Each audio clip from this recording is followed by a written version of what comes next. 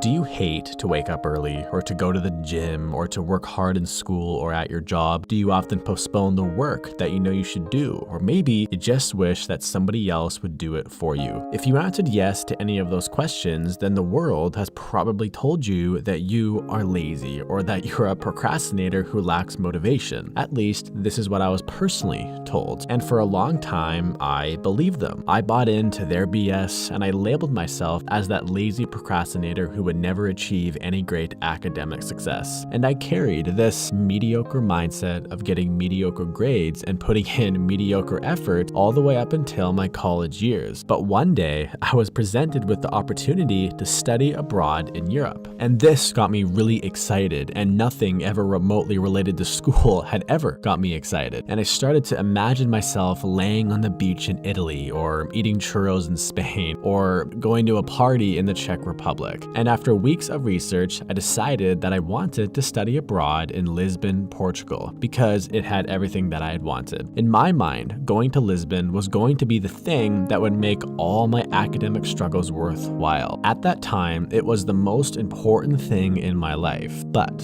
when I was talking to one of my professors about the exchange program, I learned a few interesting things. I learned that Portugal was the #1 most popular choice among all the students. So there was going to be some competition. And then I learned that my university chooses where all the students go based on how good their grades are. And at this time, mine were okay at best. And then I learned that only 4 students are selected to go to Portugal, which meant that if I wanted to go to Portugal, my grades needed to be in the top 1% of my entire business program. So it was me, the lazy procrastinator, going against all the other kids who had dedicated their entire lives to school. That was my competition. So the next day, I started to study really hard, way more than I ever had in my entire life. I can still remember walking through the library and seeing the other kids from my class who I knew wanted to go to Portugal.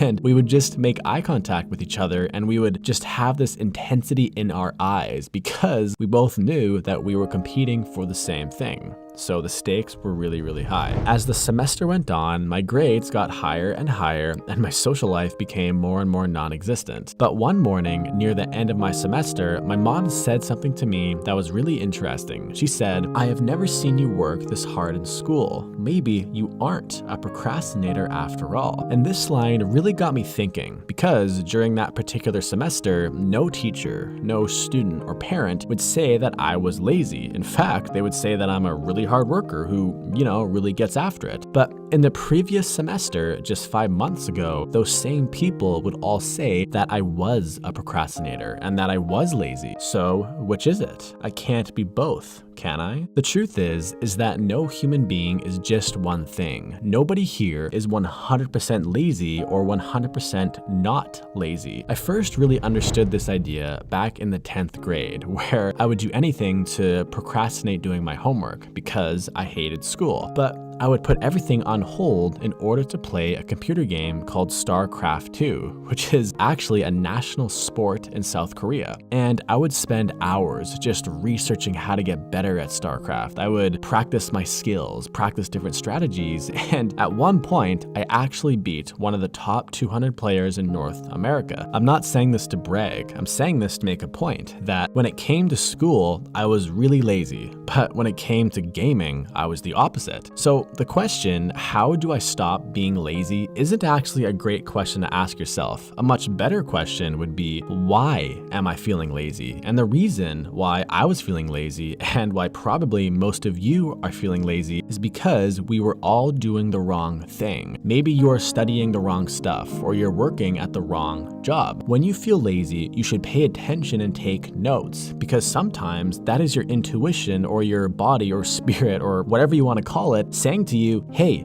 you're doing the wrong thing, do something else. So When you're feeling lazy and you truly want to feel motivated again, you need to understand these two key things. The first one is to make sure you know the why behind what you are doing, because if you have this, you will always be able to do those things that you don't really want to do, but they are stuff that you need to do. For me, it was being motivated to do well in school in order to go to Europe. And yes, I did actually end up going to Portugal. So the lazy procrastinator won. So there's hope for all of us. And two, and this is the best option in my opinion, is to start doing something that you're actually passionate about, because life is short. If you have not found the thing that you really love to do, then you need to start at the very least looking for it. Otherwise, you will wake up at the age of 80 and think to yourself, man, I spent my whole life doing the wrong thing. And this image is really scary to me. But Mitch, how do I find something that I'm passionate about? The number one best way to do this is to try new things. Unfortunately, despite what the movies tell you, your passion is not just gonna appear one day. It's not gonna like come into your dream or just come into your life. It's something that you will actually have to go and search for. And the best resource that I've found to discover your passion is a website called Skillshare. Skillshare is an online learning community that can literally teach you any skill you want. They have over 25,000 classes in design, business, technology. They can even teach you how to become a successful YouTuber or a successful animator or a writer or a photographer. And the first 500 people who sign up using my link in the description will gain access to all of this 100% free for the first 2 months. And the last time I talked about Skillshare, I think like 500 people signed up in the first hour. So if you click it and it's still there, consider yourself very